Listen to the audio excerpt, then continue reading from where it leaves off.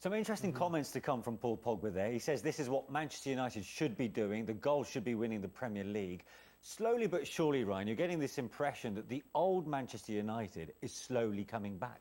Yeah, it's a strut, about the team and getting the likes of Paul Pogba, Fernandes on the ball. And the great teams over the years of United, when them type of players are on the ball, you have options. You have players in running behind, you have the switch, you have players in them little pockets, and that's what you're seeing. You're seeing them little triangles and so many options for the player on the ball. And then you execute the option, and teams are finding it very hard to defend against United because of that reason. The options, the quality, the movement, the penetration, and then, of course, at the end of it, devastating finishing. He's still making his way back from a lengthy spell on the sidelines, of course. So how did he fare for you today? And is your view that his future increasingly looks to be at Old Trafford? Well, I think what people have always asked, nobody's ever questioned his talent, but I think they've on about the consistency. I think what he's doing now, he's playing consistent, and nobody's doubting that he's one of the best midfield players in the world. I think when you talk about sort of like this United team, and me and Ryan are obviously supporters, you're actually excited about watching United. We've seen a lot of probably poor games in the restart, but every time United have played, you look forward to watching them because of people like Pogba and Fernandes, and he's got a maturity about his game since he came back from his injury. And you know what, the climate's changed, the financial climate's changed, and there's not many clubs will be able to afford Paul Pogba now. So ultimately, if he's playing in a team where he's happy, he's got great players around him, he looks like he's having fun, why would you want to go and play anywhere else? That's brilliant pass, you know? Yeah. Are you seeing signs that he's returning to the Paul Pogba that we know in this heyday, not just in the United shirt, but Juve as well? In fact, before you get that, Ryan, you said earlier, this was one off the training ground, wasn't it? Yeah, I think it was. You know, I think Fernandes has seen that Pogba's free, and Pogba's really just walking away, not even interested. And all of a sudden, he turns, and the ball's there, and then, see the rest. You know, you see him here. I don't know. I was going to say, is he double bluffing? Because he's not even looking. But then it's the quick movement that he sees that he is actually on. So, yeah, I'm going to go with a training ground move. But like Phil said, it could be just two players on the day. They've spotted it, and Fernandes has found his mate. What about the actual finish itself? Great finish. Yeah. Great finish, yeah.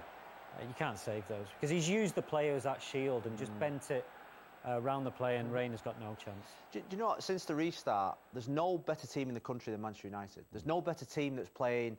There's no team in the country that's playing a better style of football than Manchester United, scoring as many goals as Manchester United. So over a period of probably the last 4 or 5 games, or even beyond that, for the last probably the run that they're on, United at the moment are probably one of the best teams in the country. Even though they're so far behind Liverpool, they've not won the league. At this moment in time, I don't see a better team, which gives United massive confidence. Yeah. For the future, particularly. For next season. Yeah, of course, for next season. And if everybody talks about Bruno Fernandes lifting Paul Pogba's game, what about those around him, the others in that starting 11? Yeah, every player's playing well and playing every game as well. You know, a settled side. So, yeah, all around the pitch, it's about relationships. You know, whether it's the two centre-halves, whether it's the wide man and the full-back, midfield players, you need that chemistry, and you're seeing it now. So when you're on the ball, you know where the player's going to be. You know the run that the player's going to make. So it makes a big difference that it's a settled side, but also there's so much quality in this team at the moment.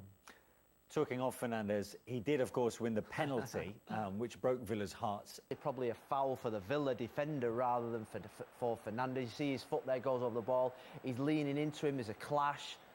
That is not a penalty. Nobody in the world think that's a penalty. So why would VAR give a penalty? And that's what I can't understand. Well, they didn't see it as a clear and obvious error. I actually think it's having a major effect on football at this moment in time, the way that VAR is being handled. Yeah, could have a major impact on Aston Villa's future in the Premier League. In fact, talking of which... Right after the drinks break, when not for the first time in recent matches, Bruno Fernandes took a tumble. Now, on these decisions rest not just Dean Smith's future, his coaching staff's, probably 150 of Aston Villa's staff, should they take the tumble out of the Premier League.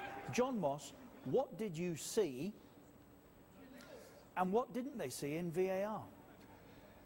what I don't get, Richard, about this is, I know what he's trying to do. When you spin like that, you've got to take the ball with you. But when you don't take the ball with you and fall into an opponent, he's left the ball behind.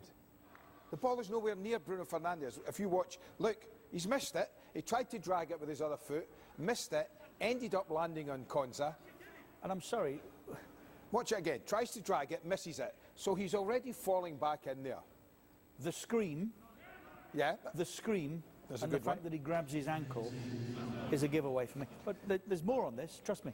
Who was in VAR tonight? Graham Scott. Graham Scott. Come back to that in just a moment. I mean, Aston this Villa is what have I'm tweeted saying.